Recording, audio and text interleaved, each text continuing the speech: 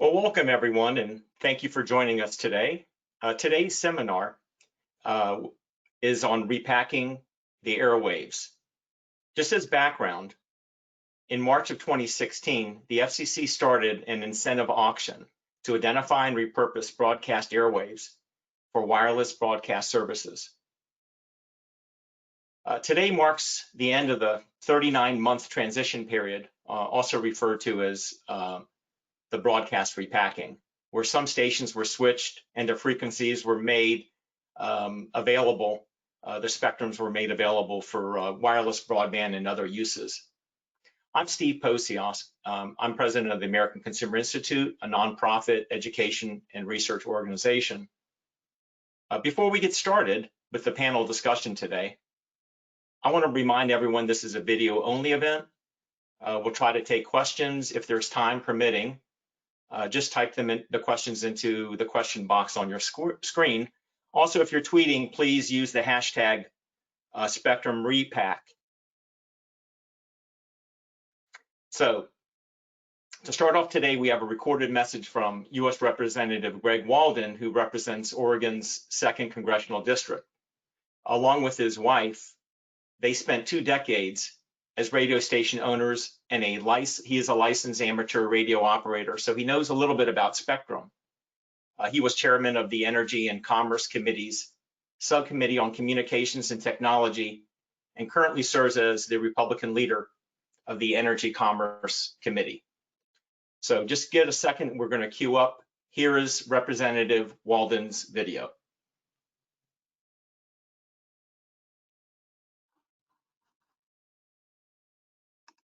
Good morning. I'm Congressman Greg Walden, the ranking Republican on the Energy and Commerce Committee. And I really want to thank you for letting me share a few words with you today about the repack and the success of the repack going forward. You know, I've often said that the hardest work of legislating comes after legislation is passed, because I've always felt it was important to go back and keep an eye on what worked and what didn't. As you all know, on the repack, we discovered there were some issues that needed to be dealt with along the way, including a shortfall of about $1 billion, which with the help of the House Appropriations Committee, the subcommittee led by Congressman Tom Graves, we were able to get that money into the mix, and I think that really helped. But I really want to thank the folks at the FCC, of course, led by Chairman Pai, who you'll hear from in a minute, but also the team of the staff that made this work. This was almost unprecedented in terms of the complexity of this auction, but you pulled it off, and you did a really great job. And I especially want to thank Gene Cadieux, who led the incentive auction task force and dealt with this complex 900 station repack. And so I want to tell you that this really is making a difference out there. I think certainly as we're all living in this COVID world and relying on modern technology, and in some cases less than modern technology depending upon where you are, the need to make spectrum available, the need to continue to build out broadband, the need to win the race on 5G is essential for our country's security, both from an economic standpoint and from a national security standpoint. So I want to commend all of you who have been involved in this. And I think we see the good work that was done in the partnership, public and private, with T-Mobile as well. I know personally they worked very closely with broadcasters on the transition because they wanted to be able to move ahead as fast as possible to roll out 5G. That's the kind of innovation we want to see out there in the marketplace. Now, we know there's more work to be done in every part of this, but we've never had a leader of the FCC who has more aggressively pursued making spectrum available and moving forward on 5G than we have with Ajit Pai. So it's my great privilege to introduce to you the chairman of the Federal Communications Commission, man I've worked closely with for a number of years, and that is my friend Ajit Pai. Well, thank you to Oregon's finest, Representative Greg Walden, for that very kind introduction, for your leadership on this issue, and I would note for that beer at the Prodigal Son Brewery in Pendleton. I owe you one, my friend. Thank you as well to Steve Posios and the American Consumer Institute for hosting today's webinar on the repack, and a special thanks to today's panelists, Gene Cadieux and Hilary DeNigro of the FCC's Incentive Auction Task Force, Rick Kaplan of the National Association of Broadcasters, Steve Sharkey of T-Mobile, and Peter Stark of American Tower, all but one of whom have the good sense not to follow me, openly anyway, on Twitter. Now, typically, acknowledging your fellow speakers is a polite formality before moving on to your formal remarks. But in this particular case, recognizing them actually is the main point of my remarks. And that's because each of them and their respective colleagues are the co-authors of a remarkable success story that deserves to be celebrated. This story, as Congressman Walden hinted at, effectively begins in February of 2012 with the passage of a law called the Middle Class Tax Relief and Job Creation Act. At the FCC, we often call this legislation the Spectrum Act because it contained a series of spectrum-related provisions. Plus, that's also a lot easier to say than the Middle Class Tax Relief and Job Creation Act. Anyway, one of the bill's many provisions created a huge amount of buzz, and that was authorization for the FCC to conduct the world's first incentive spectrum auction. To meet the booming demand for mobile broadband that was being fueled by the smartphone revolution, Congress empowered the FCC to conduct a first of its kind two-sided auction that would allow the spectrum used by broadcast television to be repurposed for wireless services. The novel idea, of course, was that you would start with a reverse auction in which broadcast television licensees submitted bids to voluntarily relinquish their spectrum usage rights in exchange for payments. And then you would have a forward auction of wireless licenses for flexible use for this newly available 600 megahertz spectrum. The Commission embraced this new authority from Congress with aplomb, and thanks to the remarkable efforts of FCC staff, starting under Chairman Julius Genachowski in 2012, we successfully executed on this ambitious agenda, and you'll hear more about this from Gene and Hillary shortly. In April of 2017, we closed the bidding in the incentive auction, which yielded $19.8 billion in revenue. Roughly $10 billion of that went to broadcasters as incentive payments for giving up their spectrum. $7 billion of it went for deficit reduction, and $1.75 billion is available to repack broadcasters to reimburse them for the reasonable costs of relocating to new channels. And most important, of course, from the consumer perspective, 84 megahertz of low band spectrum in the 600 megahertz band would be repurposed for licensed and unlicensed wireless use.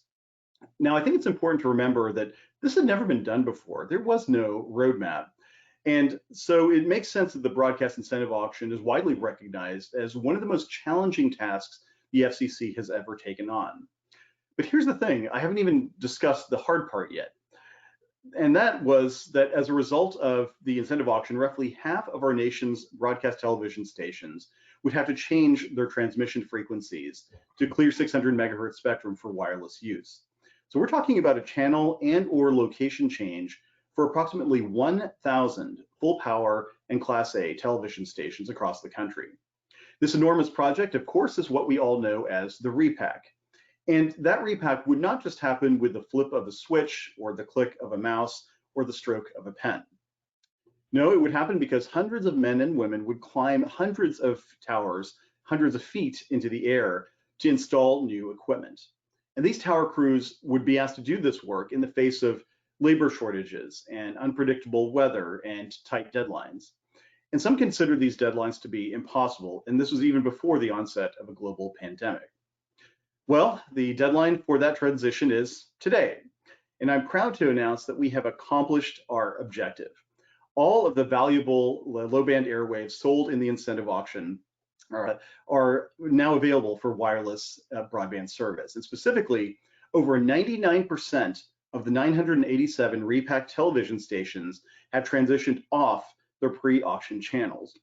Now, if you're looking at this figure, 99%, in the same way that my mom used to scrutinize my grade school report card, you might ask, well, why 99% and not 100%? Well, the remaining stations that were granted short extensions due to unforeseeable circumstances are on track to meet that transition before the end of the summer. But I want to stress that none of those stations will delay the deployment of wireless services in the new 600 megahertz wireless band. And that's because they are currently located either in the portion of the band that remains allocated for broadcast television or in the duplex gap.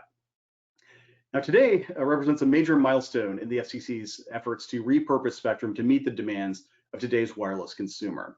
The 600 megahertz band is already being used to provide mobile broadband, including 5G service to Americans across the country. And with the end of the repack, we will see an even broader and even deeper deployment across the country. With its favorable coverage characteristics, of course, the spectrum will help close the digital divide in rural America. It will help promote American leadership on 5G, something that Congressman Walden has long led the charge on. It will help ease congestion on our wireless networks, and it will spur economic growth and job creation. But you don't have to project into the future to understand the benefits of repurposing this spectrum for the American consumer. During the coronavirus pandemic, of course, we've seen a spike in the consumer demand for broadband services. Now, back in March, T-Mobile asked the FCC for access to additional spectrum to meet this increased demand. And we acted quickly in response to those requests.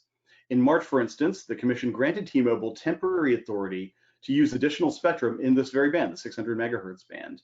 And this additional spectrum has not only helped T-Mobile avoid congestion and slower service that would otherwise be the case in the face of increased traffic, we've actually seen independent reports that T-Mobile consumers across the country have seen speeds increase up to twice as fast as they were before. Now, I should add that the pandemic also has Americans looking more keenly than ever at their local broadcasters. Multiple surveys have shown that local broadcasters are the most trusted source for news about the coronavirus pandemic. The successful repack, plus the fact that only 41 broadcast stations nationwide sold their spectrum assets and went off the air altogether after the incentive auction, means that local TV stations have been there for their communities when those communities need them the most. And so on that note, let me say, as I've always said, thank you to America's broadcasters, not only for your role as first informers, but also for your partnership during the repack. For those stations that weren't winners in this incentive auction, this repack has meant a lot of work for little, if any, individual benefit. But broadcasters nonetheless stepped up to the plate and made sure that we were able to accomplish this national priority. I also recognize that a cleared 600 megahertz band does not render our task complete. Up to 15% of repacked broadcasters are currently operating on interim facilities. And so in the coming weeks and months, they'll need to move to permanent facilities. The FCC will do whatever we can to help make that happen. We'll also keep working with broadcasters to educate consumers who need to rescan their TVs so that they can still receive local stations that change channels. And let me also say thank you to the tower crews for all you have done over the last 39 months. I have a keen appreciation for the difficulty of this work. As you may know, I climbed a 131-foot tower in rural Colorado a couple of years ago, and that height is a rounding error for many of you, for those broadcast towers that many of you climb. And on top of all that, tower workers are also deploying infrastructure so that wireless carriers can put licenses that were awarded during the incentive auction to use. I think it's fair to say that no group has done more on the ground and in the air to make the benefits of the broadcast incentive auction a reality. So a hat tip to the tower workers of America. Thank you as well to the carriers who invested billions of dollars to acquire licenses in the auction and are investing billions more to put those licenses, to put those spectrum assets to work for the American people. By putting your capital at risk by doing the hard work, you are helping to deliver the benefits of the mobile broadband revolution to millions of American consumers. Thank you to the members of Congress who entrusted the Commission with this authority, led, as we heard from Congressman Greg Walden. Once again, we have shown that when we work together in a bipartisan way to put spectrum to its highest valued use, we can unlock tremendous benefits for our economy and deliver real value for the American people. And last and most, thank you to the staff of the FCC. The idea for the incentive auction has been kicking around since 2002 or so, ever since then senior economist Evan Correll wrote a white paper for the commission. And there's no way, of course, in the limited time I've got to adequately recognize all of the people who have worked on this endeavor in the 2 decades or so since. But let me single out 3 at least. First, Gary Epstein, who served as the first chair of the FCC's incentive auction task force until the auctions close. Just a tremendous advocate and a really good guy. Second and third are current leaders of that task force and our panel of participants today. Our chair, who is Jean, of course, and our deputy chair, Hillary. They are, in addition to being incredible experts on this, they have reflected in the course of many, many hours spent on this task, the deep commitment to public service at the FCC, the agency-wide dedication to making this challenging project a success for the American people. And I can't say enough how proud I am to be able to call myself a coworker, and I fully support all of their efforts over the past couple of years. So zooming out again, 39 months ago, we set out on a pretty ambitious 10-phase transition plan to make sure that 84 megahertz of spectrum in the 600 megahertz band would be fully available for use by July of 2020. Executing this plan would require the installation of new equipment on a massive scale while solving for interference problems, seasonal constraints, and labor shortages. Well, many people said it couldn't be done, but broadcasters and wireless carriers, tower workers, and FCC staff worked hard and long and together to do it. And even in the face of an unprecedented national emergency that effectively has shut down our country, they got the job done on time. And this is a huge win for consumers who will benefit from the deployment of new wireless services. And who knows, it may well be the inspiration for the next seemingly crazy idea for spectrum that might be scribbled on the back of a cocktail napkin somewhere. So thanks again to everybody who contributed to this remarkable success story. And thank you again to Steve and the American Consumer Institute for letting us tell that story on this webinar. Thanks, everybody. Well, look, there's no question that redeploying the spectrum is going to be a huge benefit to consumers.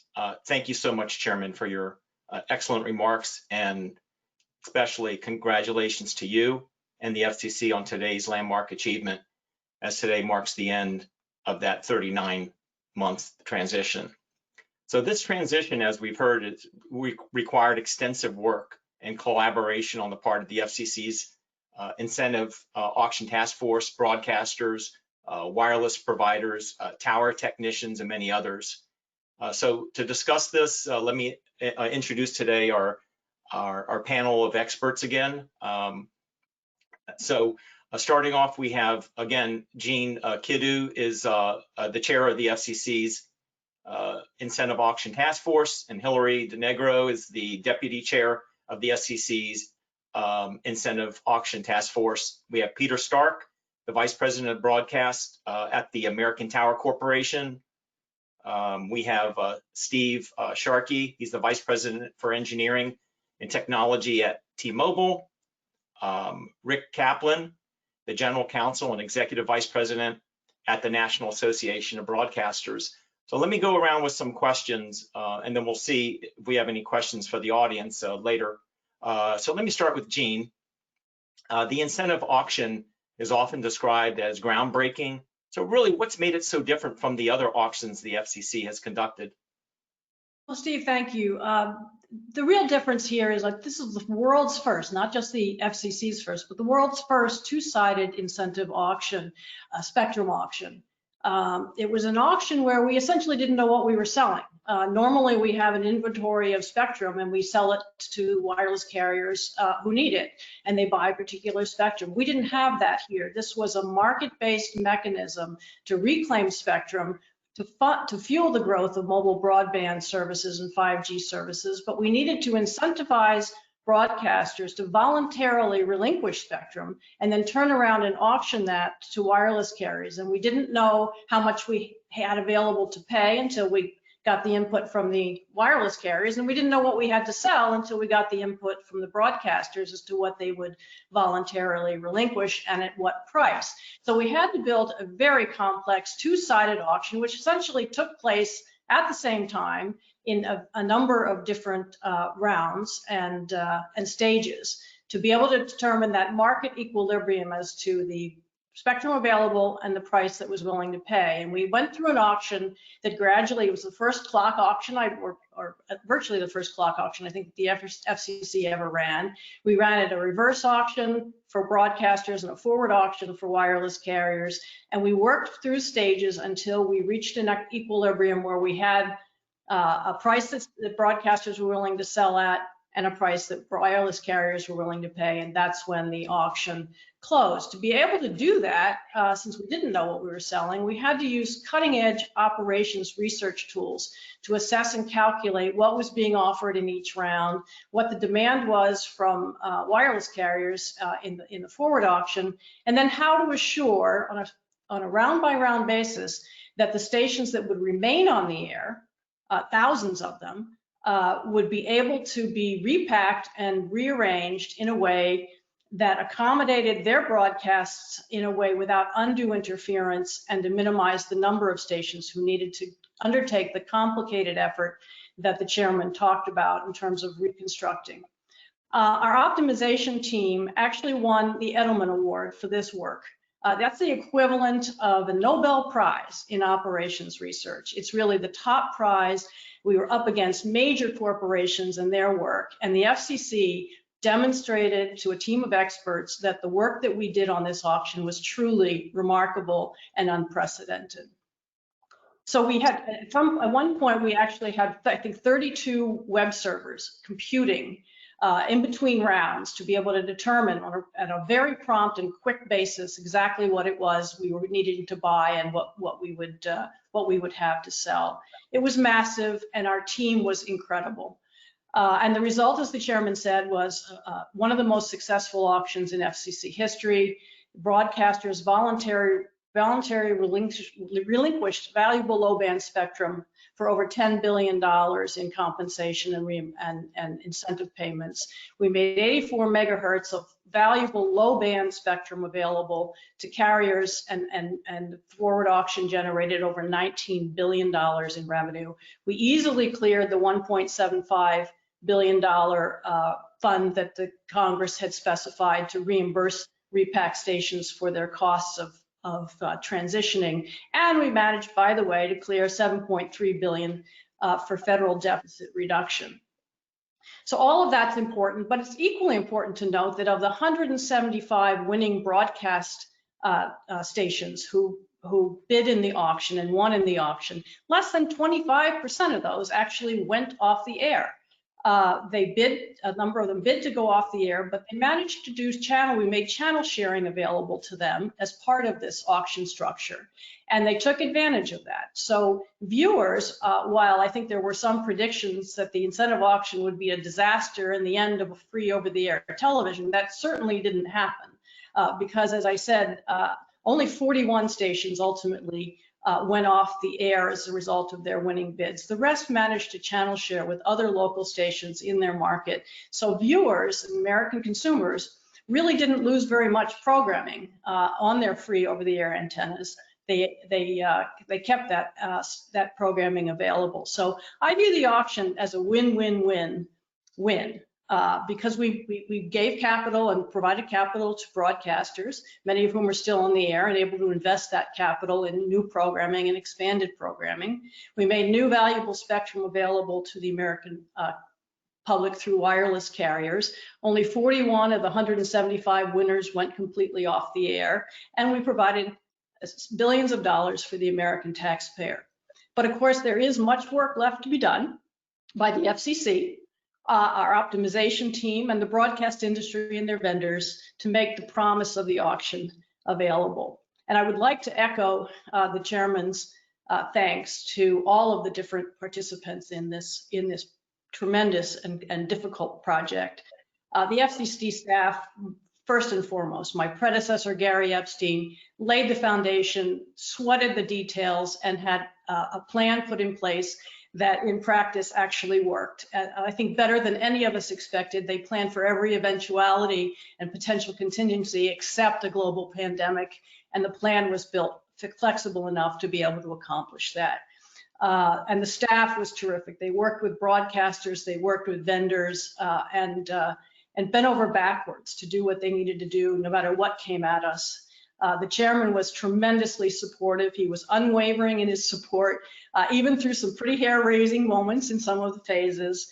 And that was very, very important to us on the staff. And then, of course, there is the unbelievable effort of the stations and their vendors to roll out with whatever came their way and to keep on target and to work with us to try to make everything work as smoothly as possible. So I think it's an amazing tribute to, as the chairman said, really a tremendous effort on the part of lots and lots of different stakeholders. And so I thank everyone for that effort. Yeah, and it sounds like the combination of the reverse and forward auctions to be able to achieve, the market equilibrium price essentially was a first start of all that and the complexity of that. Before I move on to some others, let me just ask you a quick follow-up. Anything new about the current status of this in terms of post-auction broadcast transition? I mean, is there anything going on? No, I think the transition, as I said, it's not over. The chairman said that, and that's certainly true. Importantly, today is July 13th, 2020, exactly 39 months from the end of the auction, which was April 13th of 2017. And it's very, very noteworthy that we have actually accomplished what we wanted to accomplish. And I'll let other people talk to you about all the effort that it took to get into and finish that job over the past 39 months. But let me give you some stats, Steve, because I think it's important. We assigned new channels to 987 broadcast stations, not quite half, I think, of the full power and Class A stations nationwide. So one of our goals was to try to minimize that number. And I think many predicted hundreds more would have to be repacked, but our team was able to minimize it through their operations research. We had 30 band changing winners who changed from UHF to VHF, either high or low, and 957 whose efforts were not auction winners, but whose efforts are eligible for reimbursement under the TV Broadcaster Reimbursement Fund that was established by the 2012 Spectrum Act. Out of 987 stations, only 6 required a little extra time past this July 13th date. An amazing result when you consider that everyone recognized that 39 months was an incredibly aggressive schedule. And many, if not most of the industry and many other observers called it impossible. And that was, as I said, without factoring in a global pandemic. So it is the result of an incredible spirit of cooperation and can-do attitude. By September 8th, all of the 6 remaining stations are scheduled to be off their pre-auction channels. And more importantly, as the chairman said, all of the valuable low-band 600 megahertz spectrum sold to wireless forward auction winners was delivered on time and on schedule on July 13th. So we're very, very, very proud of that. We produced what we promised, and we provided what we sold. So, I was going to say, let me skip ahead too and throw a question out here for Rick, if I may, too. So how did the auction and transition affect broadcasters? So I kind of want to hear, like, what did you have to do to move the frequencies? Sure, and thanks so much for having me and having this panel. And you have to start by thanking the FCC for doing such a good job over the last few years, working really hard. Starts at the top with the chairman. Obviously, we were lucky to have the right person in the right job at the right time. So really balanced all the interests, I think, incredibly well. And then obviously Gene and Hillary and their extensive team. I mean, there are a lot of people at the FCC who just really chipped in from various bureaus and did just a really great job. And it was necessary because the process was incredibly difficult, Steve. Broadcasters had to juggle all different things, and Gene and Hillary know this from inside and out now, from new antennas, transmitters, and these are things that are not, you don't just kind of climb up the ladder of the house and put it on the roof. These are things that require helicopters in many sense. They're 10,000 pounds. They're many hundreds of feet up in the air. So there's a lot of, we'll get to obviously the tower piece of it, but you run transmission lines, cooling equipment, all these different things to make it happen. And then a lot of these folks share towers. So it's not, you don't often just have your own piece of equipment that you're tinkering with. You have to coordinate. And some of them are incredibly difficult locations. And it's just, this is a really great thing to see. Congressman Walden mentioned at the outset, just the combination between the wireless industry, but particularly T-Mobile, the FCC and broadcasters who really stepped up to fit all these things together in an incredibly complex way. And obviously the tower crews, the manufacturers who really stepped up to produce the things they needed to do. And the tower crews are really an unheralded job to take those risks they were taking, obviously in the safest way possible. But it really, to put all that together in a short amount of time is great. Now, as everyone said, the job's not done. We made a tremendous amount of progress. For us, the end of the auctions when everyone's fully transitioned and viewers, because in many cases, these transitions are for facilities don't serve the full area. And so there are viewers right now who are disenfranchised. So we're hoping to get those up as quickly as possible. And it's great to see Gene and Hillary are obviously focused on that and getting that done over the next months. But the progress made is really impressive. Well, great. Well, thank you. Let me go to Hillary. Just kind of, can you just tell me what the FCC had to do to plan and to structure the transition? Yes. Thanks, Steve. Thanks to everyone for the very nice introductions today and for holding this panel. You heard from Gene about the complexity and the unprecedented nature of the incentive auction itself. Well, in many ways, the transition was every bit as unprecedented and as complex to solve. So as others have suggested, during the auction planning stage, there was some real concern that the interference complexities between television stations and the limited resources, the limited number, particularly of tower crews that are available, but also equipment manufacturers that are capable of producing the kind of products that are necessary to make these things like TV antennas and transmitters simply weren't capable of creating enough goods and services to get the job done in the 39-month time period that we anticipated when we sold the spectrum. And the staff at the commission knew that if we weren't able to deliver the spectrum on that timeline, we wouldn't be delivering on the promise of the incentive auction. So we had to apply the same rigor in solving the transition issues that we applied in solving the auction issues. So what we did was start with a kind of listening tour and a data gathering exercise where we met with industry participants at every level. We had people at the commission, and we went out and visited with manufacturers, with tower crews, and the industry themselves, broadcasters, and the wireless industry to try to identify exactly how long each and every task associated with the transition was going to take and where the resources existed.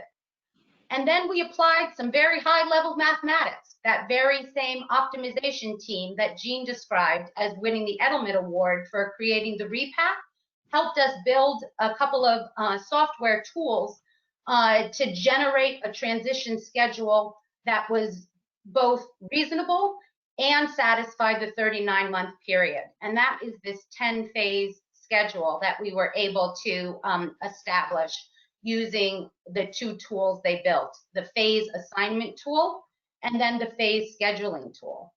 The phase assignment tool helped us identify how to sequence the different stages of the transition. We put stations in rolling phases that occurred beginning in 2018 and then rolled through until just now as we're passing the final 10-phase mark.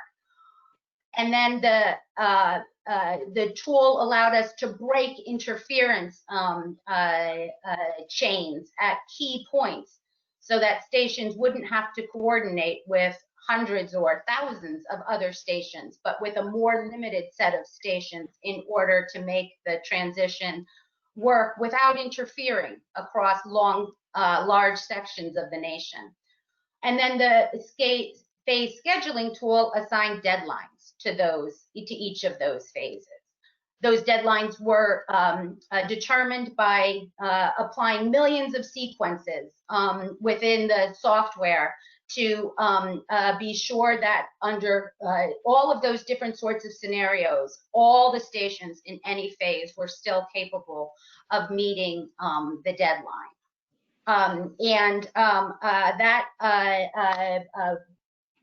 That tool ended up working very well and has been successful in the end. So the planning that was done at the front end ended up paying off very well for the transition. Okay, well, Hillary, I mean, I suspect things always seem to go wrong, right? So were there like specific stations that had problems, and how were you able to address and plan for that? Yeah, there were problems that we could think of, and then there were problems we knew that we were not going to be able to think of. We knew that, for instance, we could plan for seasons, but we couldn't plan for weather, that hurricanes could come at the wrong time. We could try to keep stations that were in certain hurricane areas from being assigned to deadlines during hurricane season, but that wouldn't necessarily mean that they weren't subject to storms that had to be addressed over a longer period of time. So what we did was build into the tool some flexibility, and that flexibility has really been what we've been working with for the 39-month period. And our team at the commission has very proactively and aggressively sought to keep an ear to the ground with the partners that we established during the planning stage in the tower crews and the tower owners and the manufacturers, keeping our ear to the ground and trying to identify where problems might come up and help to identify solutions to those problems or alternatives. And we provided a really broad array of solutions. People have used temporary channels. Stations have done temporary joint use of single channels. We've had stations that have changed their phase deadline and increased their period for construction while still transitioning by their deadline.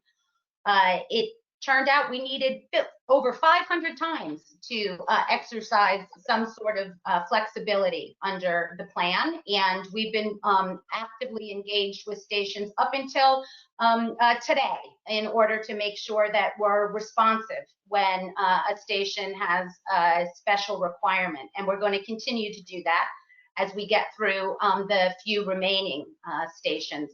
It ended up that the program was flexible enough even to deal with the pandemic that we faced most recently. In March, we announced that any phase 9 station could change to phase 10 if they needed to, based on some of the work stoppages in the COVID pandemic response. And that resulted in 42 stations moving from phase 9 to phase 10, and they were able then to transition before the 39-month period, even in the face of the pandemic. So it has been both an achievement from the planning stage and an achievement from being willing to move the plan when you need to in order to address circumstances that you couldn't foresee at the outset. Okay, well, thank you, Hillary. So let me go to Pete. So, were there any challenges during the transition involving the broadcast towers and facilities? And what role did the tower companies and tower climbers play in the whole repack? Can you give us some background on that, please? Sure. Thank you for having me. First off, I appreciate it, and I appreciate what everybody has had to say about one of the toughest challenges of the repack, and that, of course, is the tower work.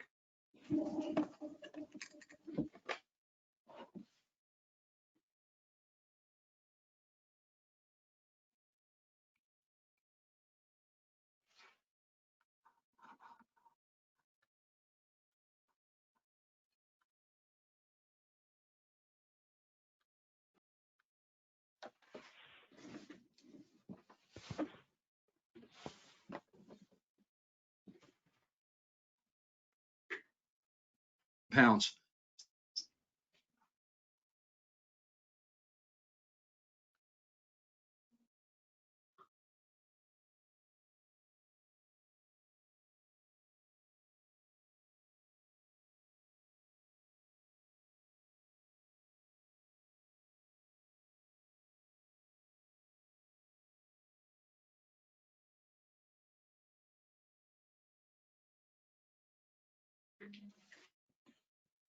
Obviously, extremely tight timeline. What would typically take over 5 years to do this work was completed within 36 months. We had the uncertainty of weather conditions, upgrading of towers to meet latest current engineering standards, regulatory approvals, the supply chain that everybody talked about with all the different equipment that's out there, and also federal government shutdown. If we all recall, there was actually a federal government shutdown during this whole repack. And then, of course, the latest being COVID-19. But first and foremost, the greatest challenge that we had was the limited number of what we call tier 1 tower crews out there that actually can go out and do broadcast work, heavy antennas, heavy rigging on very large structures out there. And I think really the key to success of all of us making it happen during this period had to do with the pre-repack commitment of the FCC, T-Mobile, NAB, the stations. Definitely a collaborative effort in the pre-repack commitment out there. We formed a dedicated team that went out there, project management, engineering, construction, legal, accounting, pre-repack purchases of equipment out there that we could stage and have equipment available.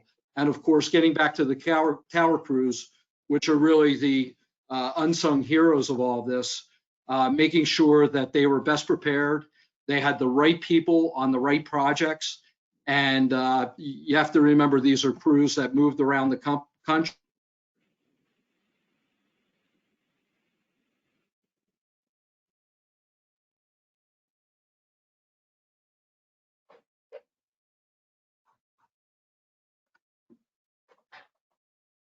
We lose audio.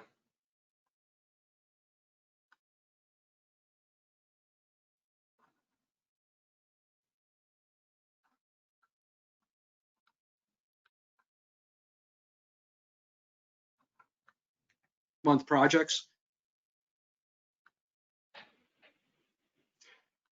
I think we lost audio.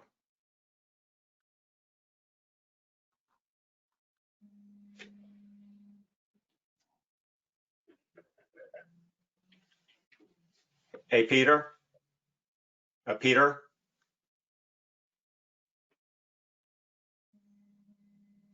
Hey, Peter, I think we lost audio.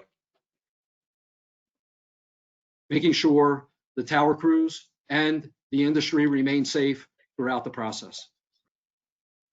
Okay, so let me skip over to Steve. How did the wireless companies collaborate with the broadcasters and the FCC to help facilitate the transition? Can you give me a little bit of enlightenment on that, please? Yeah, thanks, and thanks for having this this session. It's really great, and it's a long time coming. Now, it seemed like 39 months was going to take a long time. It's gone much quicker than I thought. Now, looking back, and I do want to thank the FCC, all the hard work that they did with Gary Epstein to start with, and Gene and Hillary and the whole team at the FCC did just an outstanding job moving this effort forward. We were involved throughout the whole rulemaking process, and I kept thinking, I will be amazed if they pull this off and make all the hard decisions, because that's what really, actually putting all that input into a constructive output is a real challenge, and they did a phenomenal job on that. So we were involved, I think, throughout the whole process. We always knew this was going to be a big challenge.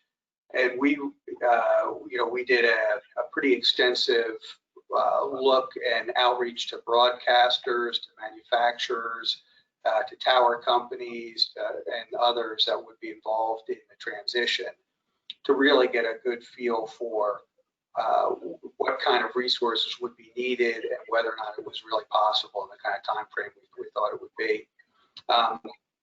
And it was clear it was going to be a difficult process. Right? This was, you're asking an industry to move at a rate that is many times and doing many more tasks in a year than it has had to do on a normal basis. So we began to develop some partnerships with manufacturers and tower crews and others to begin to build the industry a little bit, to begin to increase manufacturing facility, build new manufacturing facilities, to get steel ordered ahead of time, to start to stand up some additional tower crews to make sure that the resources would be there at the end of the auction, because we knew we didn't want to wait until the auction happened to begin this long ramp up process that was obvious was going to be required. You know, we had a team that maintained contact with every broadcaster involved in the transition, and to really understand where there would be potential problems, where we might have partnerships that we could accelerate the move or help address any problems. We actually ended up with agreements with over 175 stations to help those stations move early and to fund that, and continually looked at what other stations were out there. We had partnerships early on with American Public Television, PBS, to fund their translators and LPTV stations so that they wouldn't be left behind. And that was before Congress stepped in to ultimately fund and appropriately fund the transition of all of those facilities. But we wanted to make sure that we didn't run into any problems with that.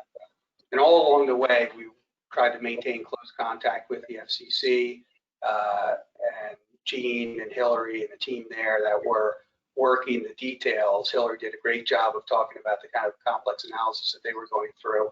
And we wanted to make sure that ultimately coming out of that auction, our goal for T-Mobile was to put that spectrum to use as quickly as possible. But we wanted to make sure that we didn't get in the way of the overall repacking effort.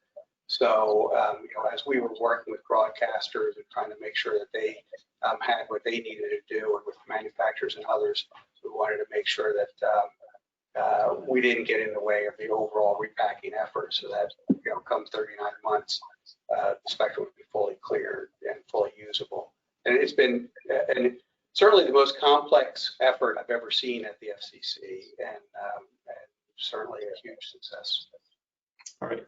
Well, to follow up, Steve, how has the availability of the 600 megahertz spectrum for mobile wireless impacted consumers, both in terms of 5G and also the increased demands that have come around as a result of the COVID-19 crisis?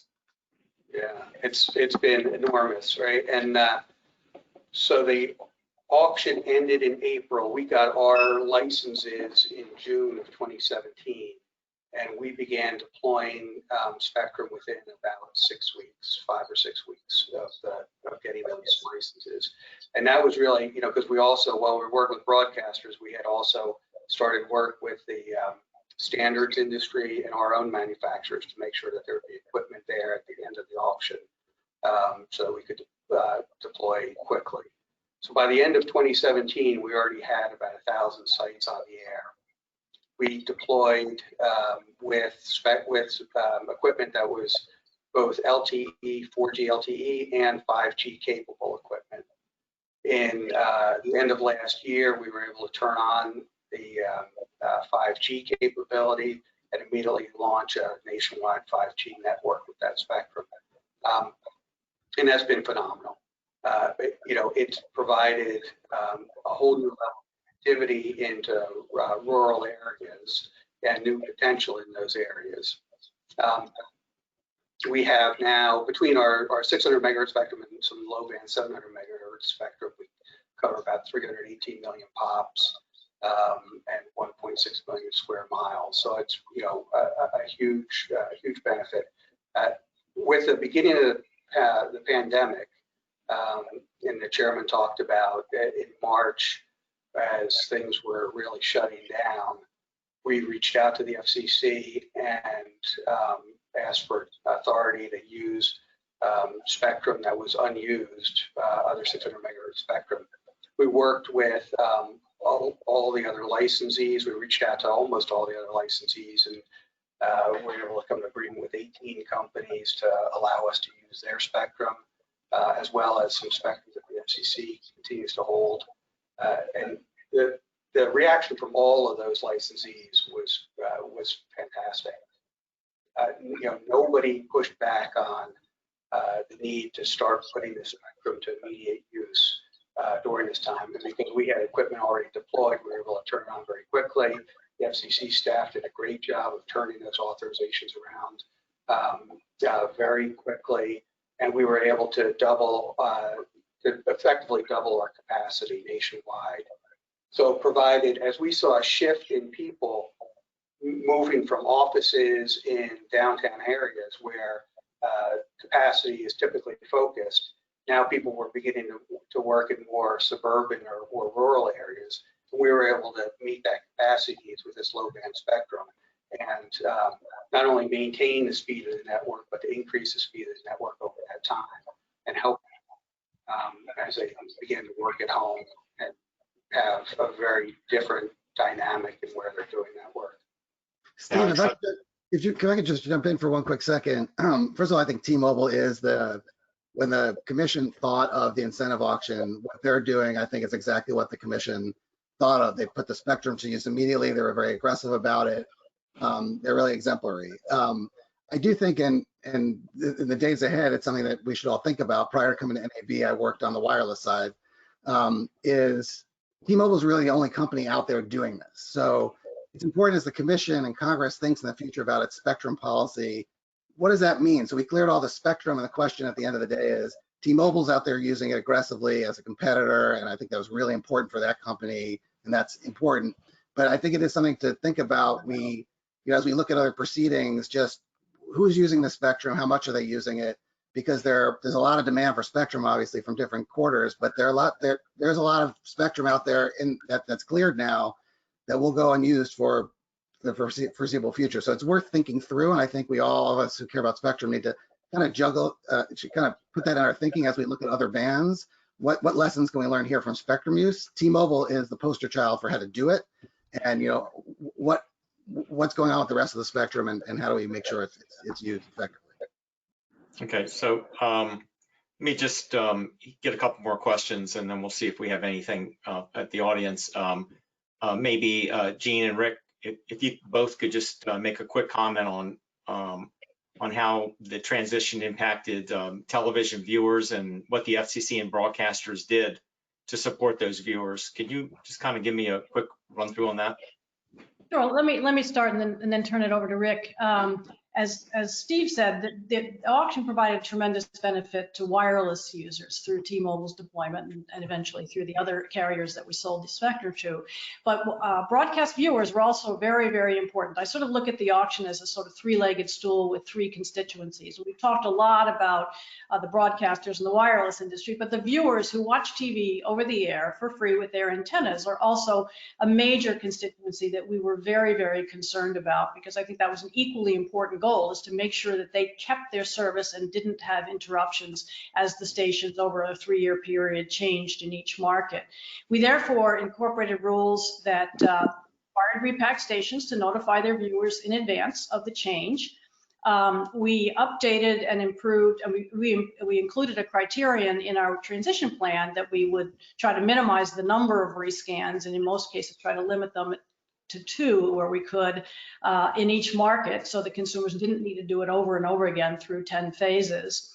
And we updated and improved our website, DTV map, and other information. But and when we tried to coordinate with NAB, who was doing on a parallel track the same kind of, and to some extent better funded than we were in the early days, effort to have tools for its stations to let stations know what kinds of things they should be doing in their notifications, having sort of generalized terms and trying to make things as easy as possible for viewers to understand. But in 2018, Congress provided us with some additional funding to be able to do a much more substantial outreach program. And so we took 3 primary steps. One is we continue to improve our FCC website and our own social media outreach through our Consumer and Governmental Affairs Bureau and our Office of Media Relations. But we also then set up through a third-party contractor a dedicated call center, and we did an aggressive consumer outreach effort to be able to direct consumers to that call center if they had questions. The call center is open 7 days a week from 8 a.m. to 1 a.m. Eastern time. So if a viewer, even in California, had a rescan question during prime time TV or on the weekend, help was available to them who were trained to know how to help walk through how to rescan a TV with each consumer in both English and Spanish.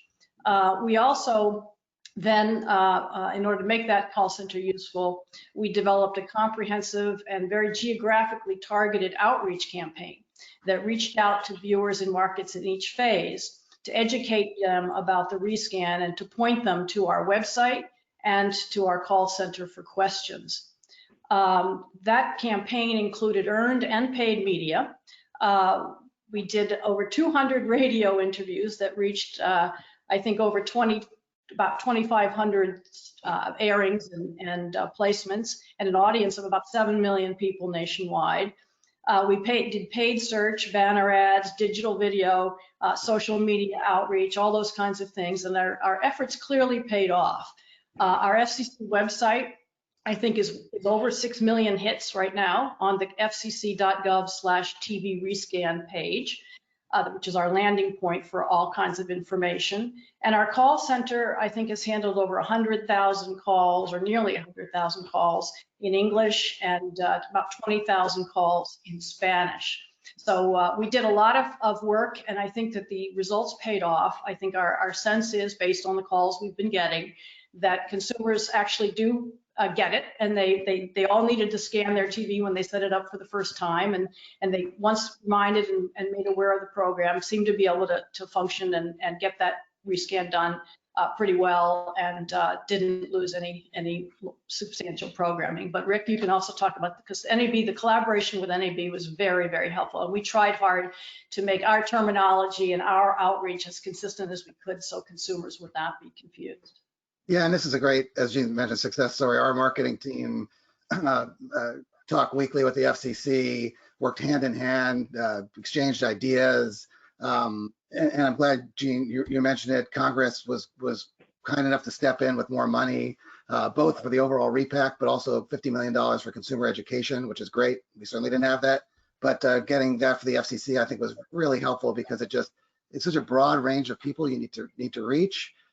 We put up a website, tvanswers.org, and our marketing team, our internal teams, spent time with each of the stations, really staying on top of what they were doing, just like the FCC was, to make sure that they were reaching their viewers. And most importantly, as Jean referenced, messaging was consistent, because that's critical in something like this, because it's very confusing. It involves technology. A lot of the folks who are relying on over their TV may either have the time, or they're elderly and unable to sort of cope with some of the things that are the challenges of rescanning and things like that.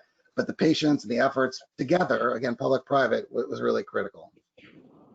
Okay, do we have any questions from the audience? We just have a minute left, but let me just check to see if we have anything. We do not. You can go ahead and take it away, Steve. All right, well, we have 1 minute in the last minute. If anyone wants to just give me a quick thought about lessons, what do we learn from this transition? And any quick thoughts on this? I would jump in and say that the collaboration that we had from the outset, from the planning stage right through every single day of the transition between both the wireless industry and the broadcast industry, and all of the supporting cast of characters that was necessary in implementing the hard work that it took to get from point A to point B, was absolutely critical. And I'm very honored to work with the staff at the Commission, who has been so dedicated to this for so long, and grateful to all the hard work that they've done.